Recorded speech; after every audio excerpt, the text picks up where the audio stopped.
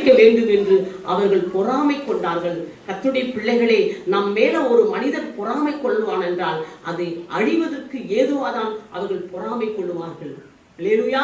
தானியேலை அழிக்க வேண்டும் என்று அந்த பிரதானிகள் கூட்டம் கூடி எந்தையாச்சும் ஒரு குற்றத்துல மாற்ற விடலாம் பாக்குறாங்க.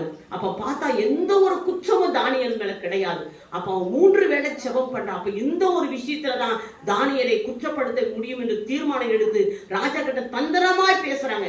ராஜாவே, நீ என்றும் வாழ்க என்று சொல்லி 30 நாள் அளவுக்கும் உண்மையை தவிர எந்த தெய்வத்துக்கிட்டையும் எந்த மனிதனுக்கிட்டையும் யாரும் எந்த விண்ணப்பமும் செய்யக்கூடாது.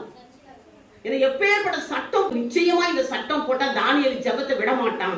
அவன் எப்போதும் ஜெபம் பண்ணி கொண்டு இருப்பான். அப்ப இவனை மாட்டி இவனை தூக்கி சிங்கக்கவில போடான்னு சொல்லிட்டு அவங்க பிளான் போட்டு அழகா தந்திரமா தான் ராஜா கிட்ட பேசுறாங்க. ராஜாவுக்கு இவங்க தந்திரம் போடுறாங்கன்னு தெரியாது, அவருக்கு ஒண்ணு தெரியாது. இவனுங்க இப்படி தானியேலை அழிக்கதான் இவனுக்கு சதி போடான்றதும் ராஜாவுக்கு தெரியாது. அவரும் சரி ஓகே சொல்லிட்டாரு. ஓகே சொல்லி பத்திரத்துல கையெழுத்து போட்டுட்டாரு. போட்டப்பன் தான் தெரியுது 30 நாள் அளவும் உண்மை தவிர வேற எந்த தெய்வத்திலையும் விண்ணப்பம் பண்ணக்கூடாது, மனுஷங்கிட்ட விண்ணப்பம் பண்ணக்கூடாது. மக்கள் உனக்கு கீழ்ப்படுகிறாளாம் இல்ல உன் வார்த்தைக்கு மீறுற என்று பார்ப்பதற்கு ஒரு டெஸ்ட் போல வைங்கன்னு சொல்லி அவர்கள் சொல்லி எழுதி முத்திர போட்டுட்டாரு. அதுக்கப்புறம் ஜெபம் பண்ணி கொண்டு இருக்கிறான். அப்ப கூட்டி கேட்கிறாரு, அல்லேலூயா, அப்படி கீழ்ப்படியாதவர்களுக்கு என்ன தண்டனை தெரியுமா? சிங்க கெபியில தூக்கி போட வேண்டும். அல்லேலூயா. எந்த கெபியில? சிங்க கெபியில. சிங்க கெபியில தூக்கி போட வேண்டும் தண்டனை விதிக்கப்பட்டும் அதுக்கு பயந்தாரா தானியேல்?